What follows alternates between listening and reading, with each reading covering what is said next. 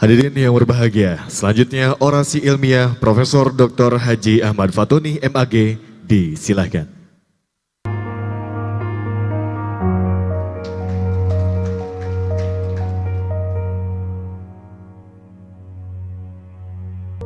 Putra saya yang pertama, Haji Ahmad Fatoni, waktu kecil memang mereka terus terang saja orangnya kalem, istilahnya lain daripada anak-anak yang lain sebaya dia waktu kecil.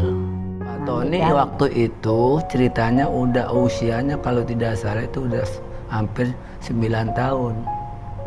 Masih dia bimbing adiknya. Dan kakeknya itu memang keboja banyak. Itu sampai dia ngikut istilah kepada bujang kakeknya, ngikut nangun kebo. Iya, sampai dijatoin.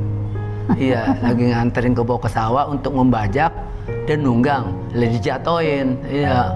Harapan mudah-mudahan Haji Ahmad Fatoni biar terus maju terus. Biar panjang usianya, biar berdoa, biar panjang umurnya, biar sehat badannya. Alhamdulillah, pertama tentunya saya bersyukur kepada Allah Subhanahu wa Ta'ala bahwa anak saya atau putra saya pertama sudah cita-citanya tercapai sebagai guru besar. Hanya orang tua ya boleh dikatakan bangga boleh, iya istilahnya. Hanya selalu berdoa mudah-mudahan ilmunya supaya bermanfaat kepada masyarakat dan berguna pada negara dan bangsa. Itu harapan orang tua.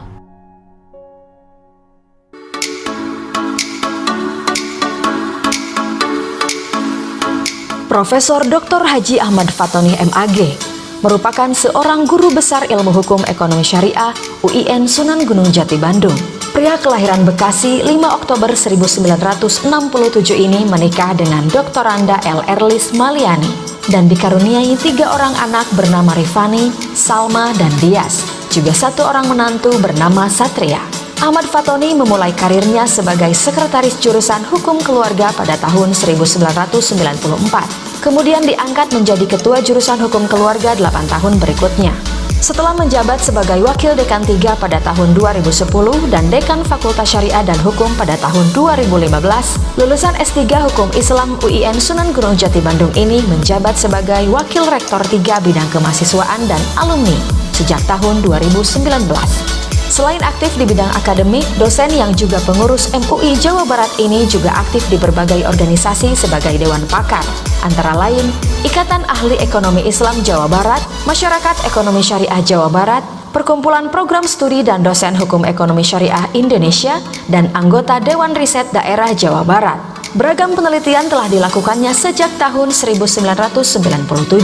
Salah satunya berjudul The Role of University Legal Clinics in the Fulfillment of Women and Children Rights in Indonesia and Australia Experiences.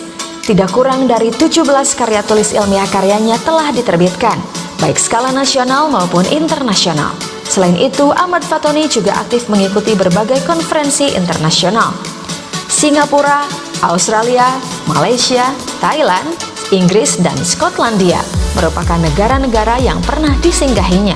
Tak kalah mengagumkan, pada tahun 2014 Ahmad Fatoni dianugerahi Satya Lencana Karya Satya oleh Presiden Republik Indonesia. Dinamika dan perkembangan ekonomi syariah di Indonesia dewasa ini mengalami perkembangan yang cukup pesat. Hal ini ditandai dengan bermunculannya lembaga-lembaga keuangan syariah dan industri keuangan syariah. Namun demikian, kemunculan lembaga dan industri keuangan syariah tersebut belum sepenuhnya dilandasi oleh payung hukum yang memiliki daya ikat dan daya paksa, yakni dalam bentuk peraturan perundang-undangan. Oleh karena itu, kodifikasi hukum ekonomi syariah yang efektif dan sistematis serta komprehensif itu menjadi sebuah keharusan dalam rangka mewujudkan ekonomi syariah menjadi ekonomi nasional.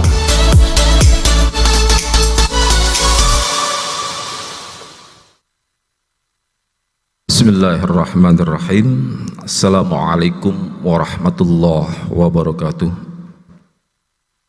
Yang sama-sama kita hormati Ketua Senat Universitas Bapak Profesor Dr. Haji Nanat Patah Nasir MSI, yang sama-sama kita hormati Bapak Rektor UIN Sunan Gunung Jati Bandung Bapak Profesor Dr. Haji Mahmud MSI, Sekretaris Senat dan Ketua-Ketua Komisi, para Wakil Rektor, para Dekan dan Direktur Pasca Sarjana, para Guru Besar dan Bapak Ibu Anggota Senat Universitas, Kepala Biro A2KK dan AUPK, keluarga, sahabat, dan hadirin yang saya banggakan.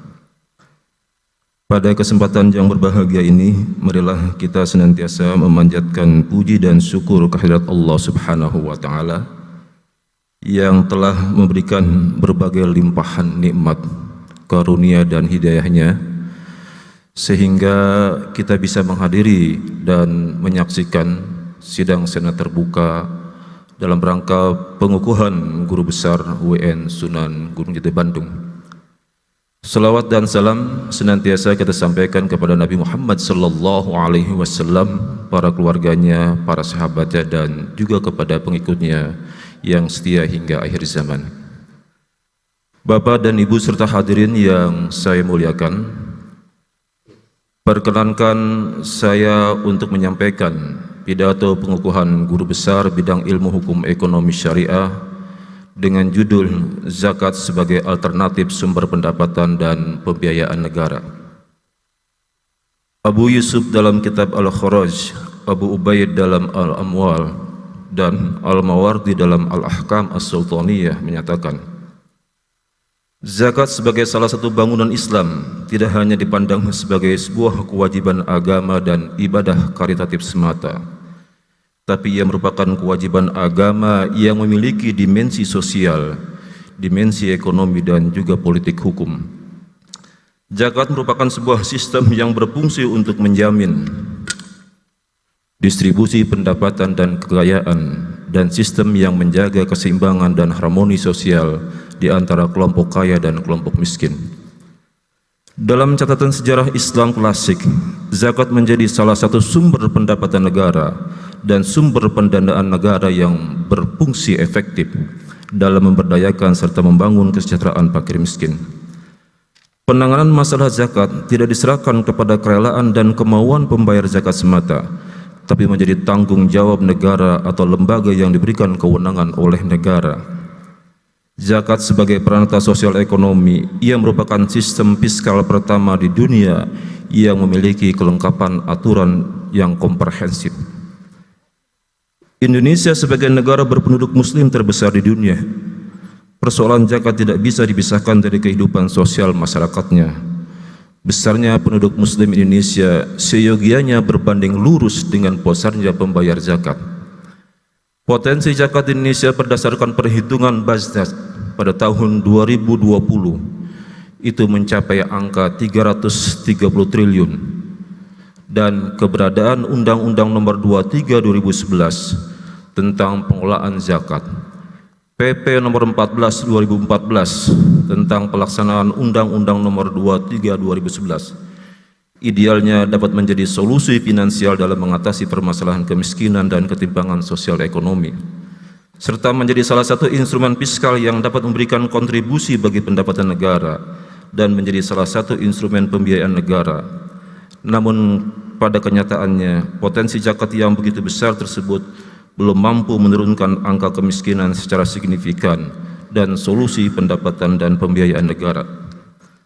Melihat dua hal di atas, kemungkinan menjadikan zakat sebagai instrumen pendapatan fiskal dan sekaligus sebagai instrumen pembiayaan negara di Indonesia mestinya bukan sesuatu yang sulit dilakukan. Karenanya, pemikiran yang ingin diajukan tentu didasarkan pada argumen bahwa apabila zakat tersebut dikelola secara sistemik dan komprehensif, maka zakat bukan hanya menjadi sumber dana konsumtif yang didistribusikan hanya kepada para penerima zakat, namun dikelola secara produktif oleh negara sebagai salah satu sumber potensial untuk membiayai berbagai bentuk pembangunan infrastruktur dan menggerakkan roda perekonomian yang dikonversi menjadi surat berharga syariah nasional atau SBSN atau sukuk negara sebagaimana telah diatur dalam Undang-Undang Anggaran Pendapatan dan Belanja Negara. Mengoptimalkan pengelolaan dana zakat sebagai salah satu solusi untuk mengurangi angka kemiskinan, memenuhi keadilan dan pemerataan ekonomi yang dalam beberapa tahun terakhir menjadi perhatian pemerintah Indonesia, terlebih di saat pandemi COVID-19 ini, dapat dilakukan melalui dua kebijakan. Pertama, menyusun strategi yang baik dan berorientasi pada fungsi zakat itu sendiri. Kedua, membangun dan mengembangkan hukum dan tata cara bagaimana sebaiknya dana zakat dikelola. Langkah-langkah strategis dari dua kebijakan tersebut yang dapat dilakukan. Yang pertama adalah melakukan perhitungan jumlah masyarakat miskin yang berhak atas zakat atas dasar karakteristik. Kedua, melakukan analisa perhitungan kebutuhan yang dibutuhkan. Ketiga, melakukan perhitungan potensi zakat yang dapat dihimpun. Keempat, memaksimalkan peran muzaki. Bagaimana muzaki memahami dan mengidentifikasi sumber-sumber zakat. Bapak dan Ibu hadirin yang saya hormati, sementara ini pemahaman masyarakat tentang kewajiban membayar zakat hanya berbatas pada apa yang disebutkan dalam kitab fikih. Padahal dalam konteks Indonesia sudah ada peraturan perundang-undangan zakat. Di sisi lain dalam masalah siapa yang wajib berzakat ini penting adanya hukum Islam mazhab Indonesia atau mazhab Nusantara yang dapat menjadi pedoman dan sandaran bagi pengelola zakat dan masyarakat Indonesia tanpa melanggarkan ketentuan asasi zakat yang ada dalam Al-Quran, hadis, dan ijma'. Pengkajian dan pengembangan sumber zakat sebagai harta benda wajib dikenai zakat sesuai dengan perkembangan macam ragam harta dan jenis usaha ini sangat dimungkinkan karena zakat ditinjau dari mahalus zakat adalah bukan merupakan ibadah ta'abudi melainkan ibadah maliyah. Pemikiran ini dasarkan pertama pada teks-teks global yang tercantum dalam Al-Quran menegaskan setiap kekayaan mengandung dalamnya hak orang lain. Semua dalil tidak membedakan satu kekayaan dari kekayaan yang lainnya. Argumen di atas memberikan isyarat bahwa harta-harta yang pada era Islam klasik belum dikenakan zakat, maka pada era kontemporer dapat dikenai zakat. Kepastian dan keinginan harus dimiliki terlebih dahulu, karena ini merupakan titik awal untuk mengoptimalkan peran muzaki. Peran ulama, akademisi, dan peneliti sangat dituntut perannya di dalam hal ini. Undang-Undang Nomor 23 Tahun 2011 yang menjadi payung hukum dalam pengelolaan zakat masih terdapat beberapa kelemahan-kelemahan baik dari aspek substansi, struktur maupun budaya hukum dan juga implementasi undang-undang tersebut. Bapak dan Ibu serta hadirin yang saya muliakan, menegaskan kembali bahwa menjadikan dana zakat yang begitu besar sebagai salah satu sumber pendapatan dan sumber pembiayaan negara, maka sangat mungkin dilakukan. Ada dua keuntungan sekaligus. Selain menjadi sumber pendapatan negara yang berguna untuk menopang pembangunan infrastruktur ekonomi, dana juga dapat dikelola secara produktif dan menguntungkan ketika dijadikan salah satu sumber pembiayaan negara. Bapak dan Ibu hadirin yang saya hormati, sebelum mengakhiri pidato pengukuhan ini, perkenankan saya menyampaikan ucapan terima kasih dan penghargaan yang setinggi-tingginya atas kepercayaan, kehormatan, bantuan, doa, dan dukungan dalam segala bentuk yang telah diberikan kepada saya untuk mengemban amanah sebagai guru besar bidang ilmu hukum ekonomi syariah pada Fakultas Syariah dan Hukum UIN Sunan Gunung Jati Bandung. Yang pertama, pemerintah Indonesia dalam hal ini Menteri Pendidikan dan Kebudayaan, Kementerian Agama Republik Indonesia, Dirjen Pendis, Direktur Pendidikan, Bapak Rektor, Bapak Ketua Senat dan seluruh anggota Senat, tim penilai angka kredit dan juga tim percepatan guru besar UIN Sunan Gunung Jati Bandung, Bapak Dekan Fakultas Syariah dan Hukum beserta Wakil Dekan, Ketua dan Sekretaris Jurusan serta dosen dan tenaga kependidikan. Ucapan terima kasih yang tak terhingga saya sampaikan kepada Ayahanda Haji Muhammad Syafi'i dan Ibunda Hajah Marhayati yang telah mengasuh, mendidik, membesarkan dan senantiasa mendoakan saya sehingga bisa mengemban amanah guru besar ini. Ibu mertua Ibu Irma Lili, almarhum Bapak Abdul Manaf dan Ibu Dewi Nur Hayati, adik-adik saya Profesor Dr. Haji Abdul Basit beserta istri dan keluarganya, Insinyur Haji Solehat MM dan istri Hajah Nur Saadah SAG beserta putra-putrinya, Siti Badriah SPD beserta suami dan putra-putrinya, Siti Ruqoyah AMD beserta suami dan putra-putrinya, Ahmad Fauji SSMM beserta istri dan putra-putrinya, Ahmad Fadli ST beserta istri dan putra-putrinya, Ahmad Fahmi ST beserta istri dan putra-putrinya, Ai Widayanti SAG beserta suami dan anak-anaknya. Terima kasih atas dukungan semua, motivasi, bantuan dan doanya yang telah diberikan kepada saya.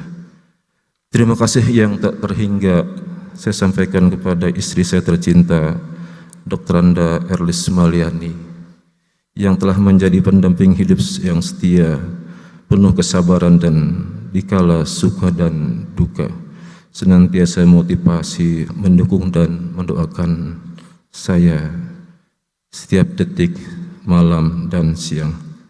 Keempat anak-anakku Rifani Rida Nabila S. Gizi dan suami Satria Kusuma Putra ST, Salma Nurul Fadila Diaz Muhammad Azhar Azkia, mohon maaf atas berkurangnya waktu bercengkrama kita selama ini, dan terima kasih telah mendukung dan mendoakan Papa. Terima kasih untuk teman-teman semuanya sejawat, baik di organisasi ekstra maupun juga di organisasi intra. Billahi taufiq wal hidayah. Wassalamualaikum warahmatullahi wabarakatuh.